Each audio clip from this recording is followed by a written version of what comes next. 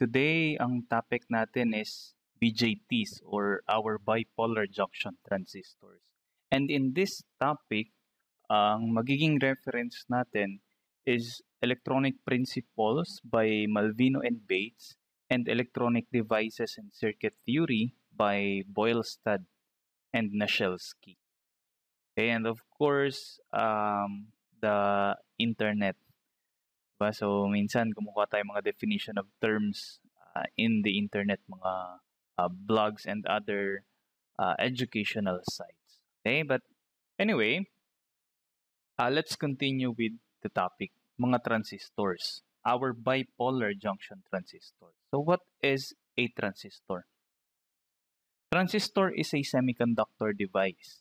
Okay, as you can recall in our previous discussion, we talked about diodes. We said that diode is composed of two semiconductor materials, isang P-type material and isang N-type material. This is our diode or our PN junction diode. Now, transistors or the bipolar junction transistor, to be specific, is also a semiconductor device. Actually, para siyang junction diode na merong isa pang semiconductor material. So, pag dito tayo naglagay, it will be a P-type, or pag dito naman sa kabila tayo naglagay, it will be an N-type material. So, dito P. Ito ay N. Okay? So, our BJT pala is composed of three semiconductor materials. So, it can either have two P-type material and one N-type material, or two N-type material and isang P-type material. That's our BJTs. From here, we can see that we have two types of BJTs. The first one, we call this the PNP type, and the second one is the NPN BJT. So, yung kanyang pangalan is basically kung anong itsura nung kanyang construction. So, pag sinabing NPN, that is yung kanyang semiconductor material sa loob is dalawang N, dalawang N, dulo-dulo, and yung gitna is P-type. So, ito yon. Dulo-dulo is N-type material and yung gitna is P-type material. Pag PNP yan, meron niyang dalawang P-type material and ang gitna niyan is an N-type material. So, ito din siya. So, itong nasa taas na to, itong drawing na to, this is the construction of a BJT. Okay? Ito namang nasa baba, this is the schematic symbol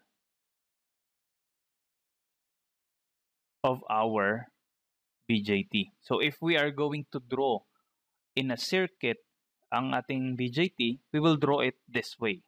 So, not necessarily nakahiga siya, pwede din namang nakatayo yung pagka-drawing. Okay, so, at other schematic symbols, nilalagyan nila ng bilog, pero pwede ding wala. So, acceptable na lang. Rin naman yun. Diodes has two terminals kasi meron siyang dalawang semiconductor material. So, yung isang terminal niya connected dun sa P-type material, that's our anode, and yung isang terminal niya connected sa N-type material, that is our cathode.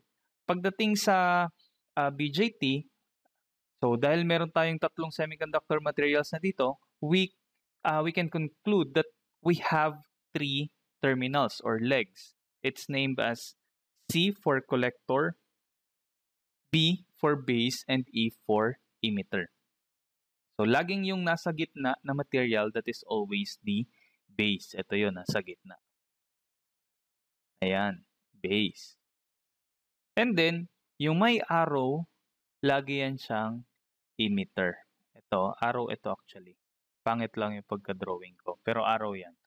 Okay, and then, syempre, yung natitirang terminal or leg, that would be the collector. Take note that the arrow always points to the N-type material. So, mapapansin nyo dito sa NPN, the arrow is pointing to the emitter, which is the N-type material. Eh sir, paano kung nagpo-point siya dun sa kabila? Eh di magbabaliktad lang tong label na to, nandito na yung emitter sa kabila. Ito yung collector. Okay? Pagdating sa PNP, PNP na BJT, mapapansin nyo, the arrow is pointing inwards. Bakit? Kasi yung N-type material is yung base. Okay? Or a much easier mnemonic for this is ganito, NPN. So that will be NPN is napasok na. Yung ginagamit namin nung college. Okay, so NPN. Napasok na. So yung arrow, palabas na kasi galing siya sa loob. Napasok na, palabas naman yung arrow. And then ito naman, PNP is pasok na pasok. Diba? So PNP. So ayan, papasok naman yung arrow. So depende sa inyo, you can use kahit aling mnemonic. Babasa yung suitable sa inyo, you can use it para mas madali nating masaulo. Okay? Now, adding this third semiconductor material will dramatically change the function of our device. Noon, sa diode, since it has two semiconductor material lang, there's a certain use for this device. Nung nilagyan natin ng isang extra na semiconductor material dito, mag-iiba na siya. Diodes nga daw, no, are vastly used as either a rectifier or voltage regulator. Ba, kahit sa mga practice problems, mostly or most of the time, diodes are being used as either a rectifier diode or a voltage regulator. But of course, there are sometimes, as we have studied in the previous videos, it can also be used as clipper or a clamper. Pwede din siya maging voltage multiplier and so on. Pero yung transistor, just by adding another semiconductor material, we can now use this new semiconductor device as an amplifier or as a switch. Diba? Amplifier. So, root word nito, no? Amplify. So, parang, ano siya may minamagnify siyang certain parameter ng input. Okay. So, kung yung input natin is a sinusoidal waveform,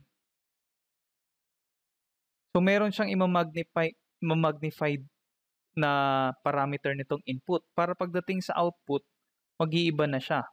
So, either yung kanyang amplitude, yung voltage niya, lalaki pagdating sa output, or baka naman yung power ng signal, or baka naman yung current, and so on. So, that's our amplifier. Okay? While, yung switch naman, transistors can be used as switch. Di ba? Wala namang ibang gagawin ng switch. It either turns on or turns off. So, yan yung dalawang major use naman ng transistor. So, there are still other uses nito, but let's focus on this muna as an amplifier and as a switch. Okay? So, ito, na-discuss na natin to, the three terminals or legs ng ating BJT. It's the collector, emitter, tsaka base. Okay, so review lang yung ating schematic symbol is ganito. Yung nasa gitna, that is always the base. Yung may arrow, that is always the emitter. And yung natira, that is always the collector. Okay? Tapos ito, dahil palabas yung arrow, meaning ito ay napasok na NPN na transistor. Pero kapag yung arrow natin is papasok, diba? Collector, base, emitter. So, papasok yung arrow natin. So, meaning this is pasok na pasok. This is a PNP BJT. Okay, so I hope that is clear. Now, let's proceed to the currents na nasa transistor natin. So, there are three primary currents sa ating transistor. Let's forget muna about the leakage current.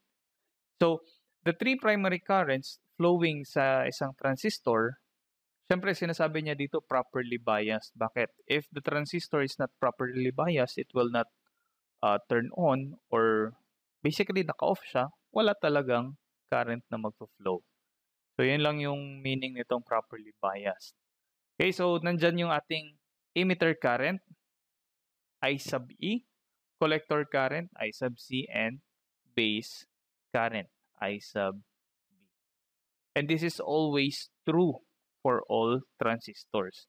The emitter current is the sum of the base current and the collector current. Okay? That is our transistor current. Now, this is the characteristic curve of a BJT, which is very different na compared to our diode. Sir, ba't ang daming curve? So, mapapansin nyo, no, ang curve niya dyan, itong kulay blue. Pero mapansin nyo, ang dami niya. Bakit? These are actually different levels of IB. So, for example, we have a certain transistor. Kunyari, ito yung transistor natin. Kapag yung pina-flow natin dito na base current is 0, so ito yung susundan yan. Malamang dito mag-ooperate yung transistor na yan. Eh paano pagka yung base current natin 10 microamperes? Malamang dito yan mag-ooperate yung transistor na yan. Eh paano kung 20 microamperes? So dito siya sa pangatlo. So basically, itong madaming blue lines na to, these are actually the characteristic curve at different levels of the base current. Also, the characteristic curve is a graph of VCE versus IC. IC, alam natin, this is collector current. So, ano man yung VCE? So, this uses double subscript notation. VCE is actually the voltage measured from collector to emitter. So, yan yun siya.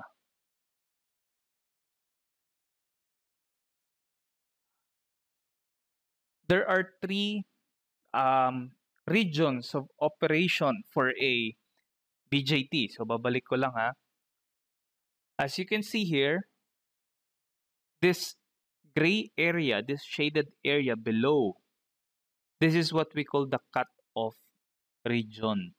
Mamaya ko na-explain. Ito naman, itong kulay gray dito, this is what we call the saturation region. And itong nasa gitna, itong walang shade, this is the active region. Okay. Now, sabi natin kanina, a BJT will, or the most common use of BJT is either an amplifier or a switch. Tama? Now, yung switch natin, it will either on or turn off. Okay. Amplifiers, for our transistor to operate as amplifier, dapat yung kanyang Q point, or what we call the point of operation. Daanan na natin to sa diodes, di ba? Yung Q point. Should be somewhere in the active region. So kapag pala no, naggawa ko dito ng load line, tapos drenowing ko dito yung load line, tapos yung Q point ko nandito. Kunyari, sabihin natin, no, ito yung load line. Let's say na lang, ito yung load line, kunyari. Dito na-design yung Q point. Diba? Yung Q point natin nasa active region. Yung transistor natin, it will act as an amplifier.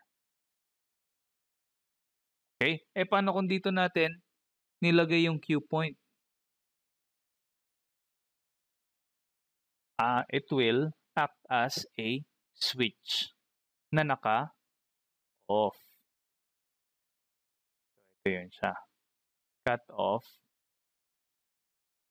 region. Paano pag dito natin pinasok sa may saturation region? It will act as a switch na naka-on. So, ito yung ating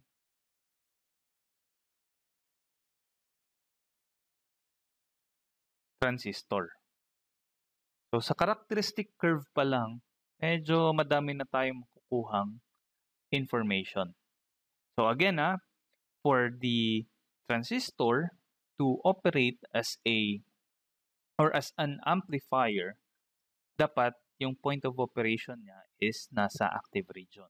For it to be a switch, it should be in saturation or in cut-off region. Okay. Now let's see yung behavior ng transistor at cut-off region. So sabi, the emitter cannot emit charge carriers, resulting to no current flow from emitter to collector, except for leakage current. Bakit? Maalala nyo kanina sa ating flow of or sa currents natin, di ba? Collector, base, emitter.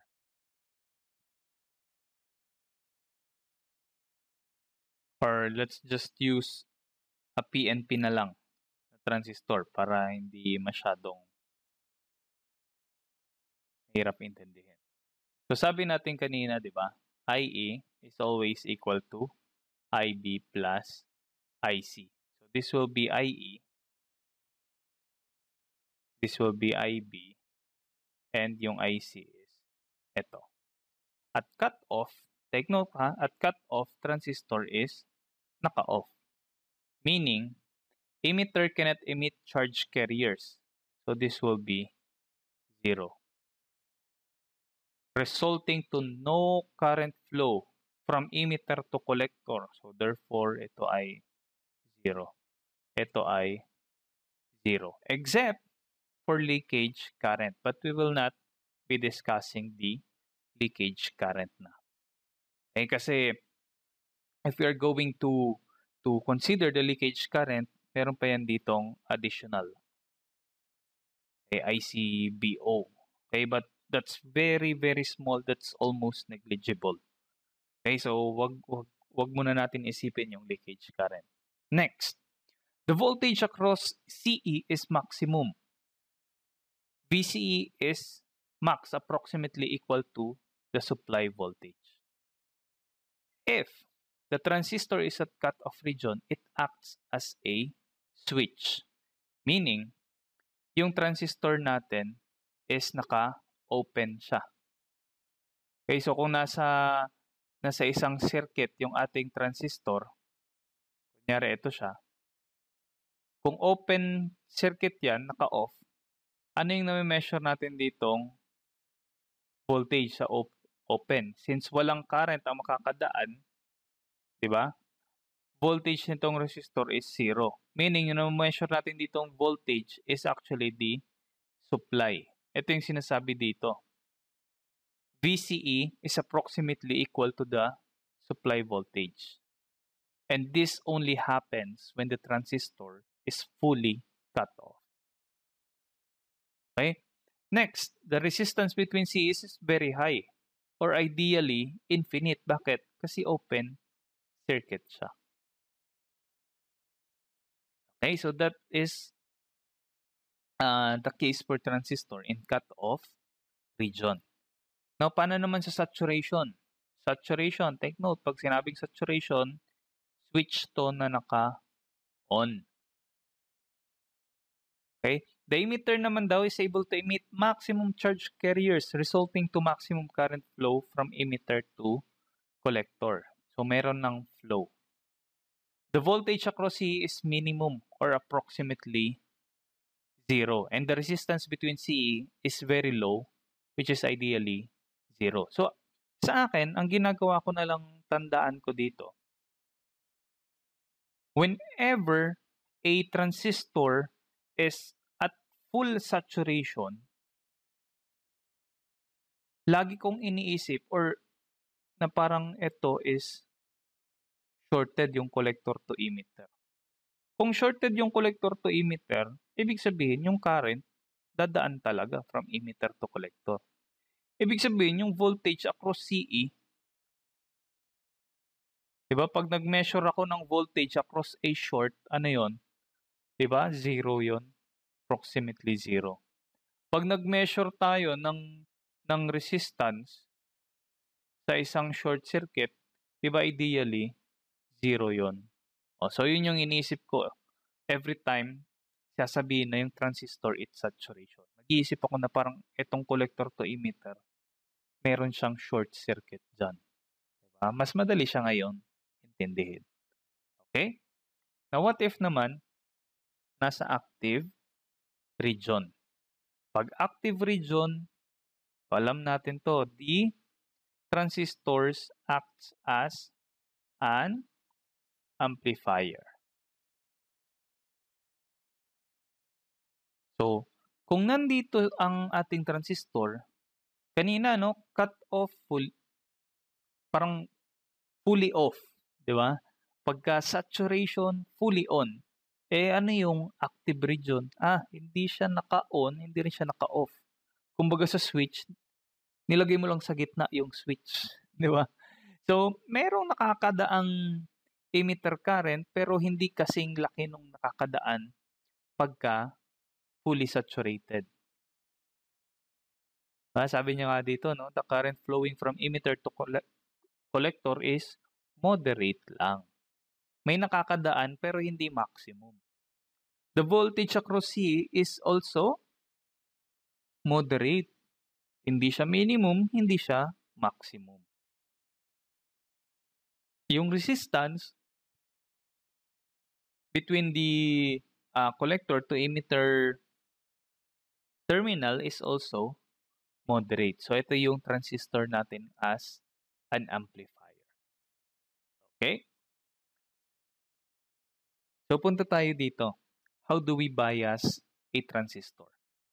In electronics, when we say bias, we're talking about how DC supply is connected. Okay, yan yung bias sa electronics. Example, we have a diode. So, P, N. Ano ba yung kinonect ko sa P-type material? Kinonect ko ba dito yung positive ng supply? Tapos sa N-type yung negative ng supply? Oh, that is forward bias. Or baka naman ang kinonect ko negative terminal ng battery or ng supply sa P-type, tapos positive terminal ng battery sa N-type. That is reverse bias.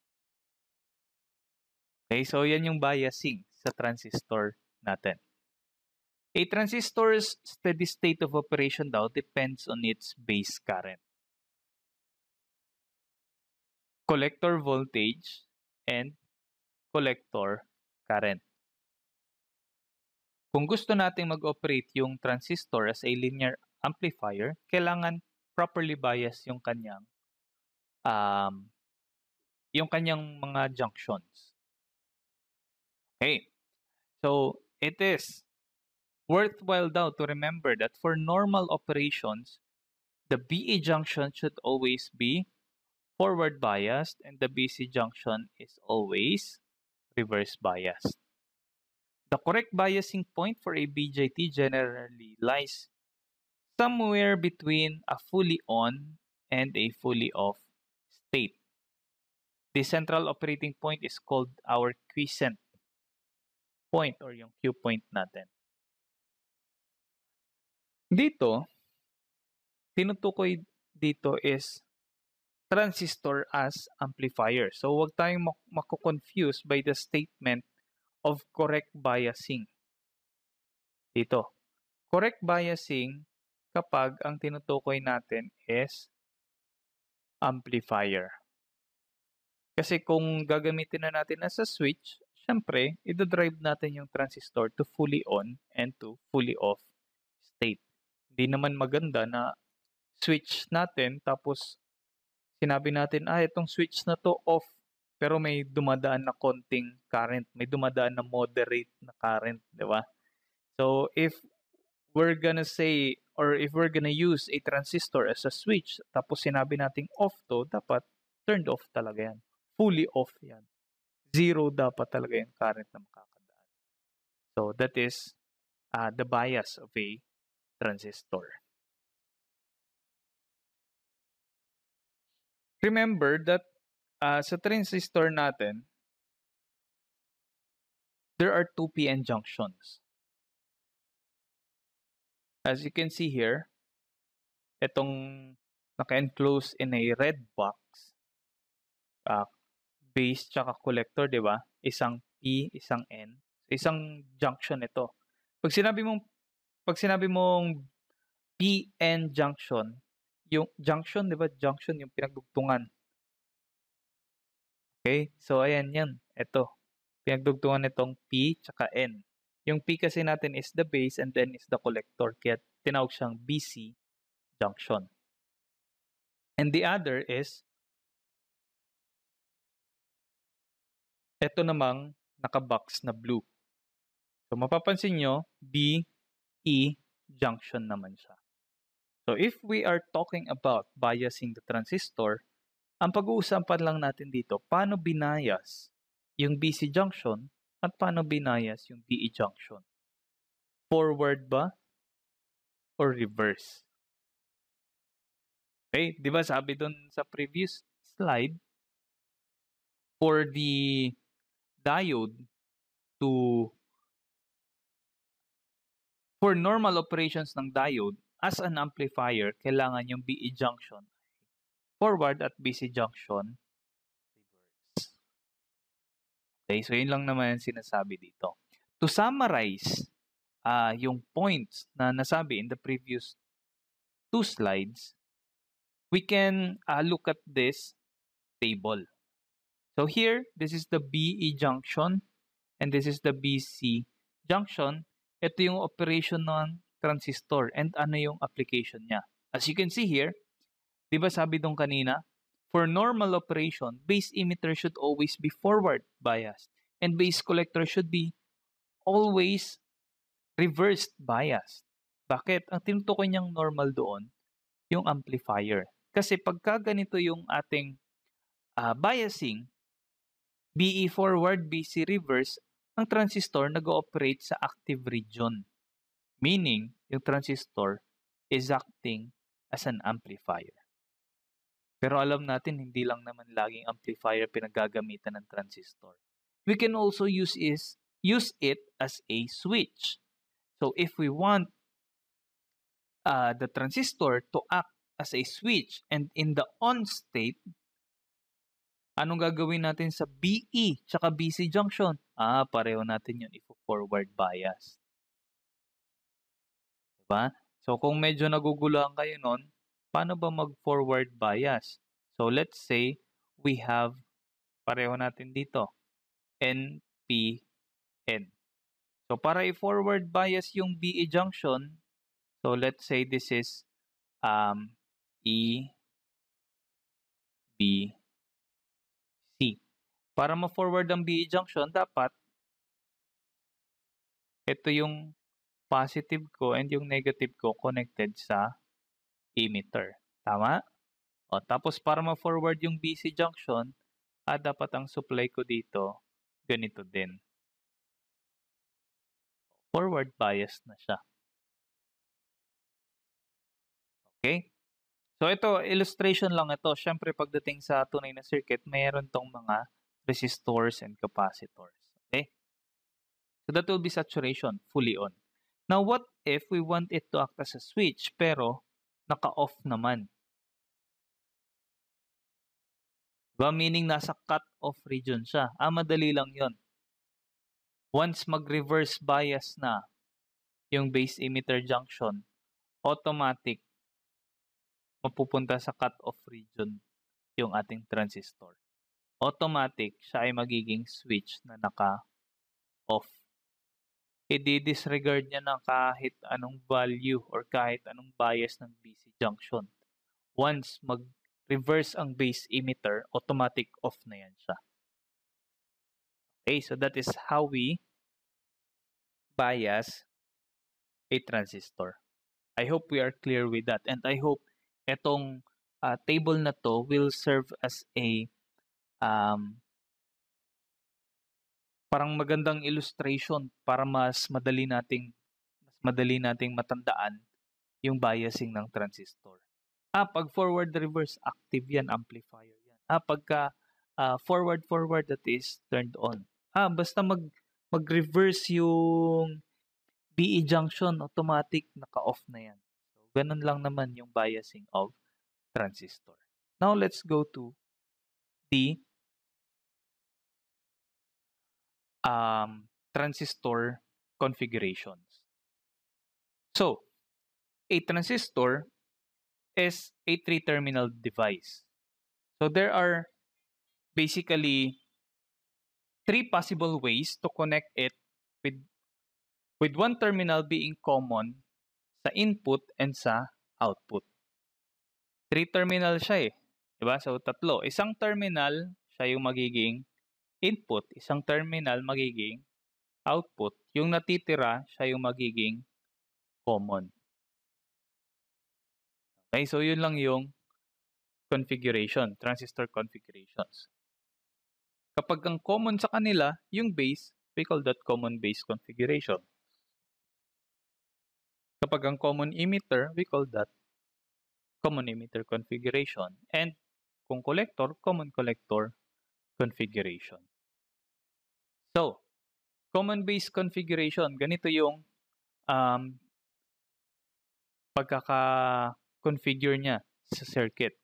So, makikita nyo, yung input, saan nilagay? Sa emitter siya in-inject. Yung output, saan kinukuha? Galing siya sa collector. Ano yung common sa dalawa between the input and the output? Mapapansin nyo, it is the base. That's why we call this common base configuration. Yung gain nito, we call it alpha. Okay, or the forward current transfer ratio. Alpha is the ratio of the collector current to the emitter current, or the ratio of the output current to the input current. So, yan siya. And it ranges from 0.95 to 0.999. Ay never yan mapupunta ng 1. Bakit? Kailan lang magiging 1 ito? Kapag si IC is equal to IE. Diba? Or, kailan to magiging more than 1? Kapag si IC is greater than IE. Or, we are examining this equation. Kaya alam natin hindi mangyayari tong dalawang ito. Diba? Bakit? Kasi sabi natin, IE is always equal to IC plus IB. Tama? So, merong laging IB. So, yung IC over IE pala is actually IC over IC plus IB. So, lagi palang mas malaki yung denominator. Kaya never pala tong magiging equal to 1. Never pala tong magiging greater than 1. Okay, so this is common base configuration. Next, common emitter configuration. So, mapapansin nyo dito, input is in-inject sa base. Tapos, output is being measured sa collector. So, ano yung common sa dalawa? As you can see, it's the emitter. That's why we call this common emitter. And out of the three configurations, common emitter is the most commonly used configuration. Why? Mamaya makikita nyo, i-compare natin tong tatlong ito. The gain of this configuration is called beta, which is equal to the ratio of the collector current to the base current. It is also called the common emitter DC forward transfer ratio. O kaya beta na lang ang tawag natin. Medyo mahaba siya. Okay, but anyway, that's the other term for that. Common collector configuration. This is actually seldom used, pero inaaral pa din natin. As you can see here, input is injected into the base, output is being measured from the emitter, and what's common between the two? It's the collector. This is also known as voltage follower or emitter follower. The gain of this configuration, gamma, is the ratio of emitter current to the base current. So this is actually I over IB or beta plus 1. Okay, so that is the common collector configuration. To compare these three, ito sinamarize natin into table. So we have here common base, common emitter, tsaka common collector. So we're gonna see yung mga characteristic nila. Pagdating sa input impedance, ang may lowest impedance sa input impedance is common base, and ang may highest is common collector. Output impedance, common base is very high. Common collector is low. Phase shift, ano ibig sabihin nito? Kung yung input niya ay ganito, tapos output niya is bumaliktad, nagkaroon ng 180-degree phase shift. Okay, pero kung katulad niya pa rin yung phasing, zero yung kanyang phase shift. So common base has no phase shift, common emitter has 180-degree phase shift, and common collector has no phase shift. Gain in terms of voltage, the best dyan is the common base. It has a high voltage gain. Ang worst naman dyan is common collector. It has a very low voltage gain. Pero babawi naman yung common collector. Okay? Pagdating sa current gain naman, common collector is very high. And common base naman is low. Pagdating naman sa power gain, ang pinakamaganda dyan is common emitter. Okay? So these are the different configurations of our transistors. Please still read yung ating reference books. Maganda din yung pagkaka-explain doon. Okay, so thank you and good day.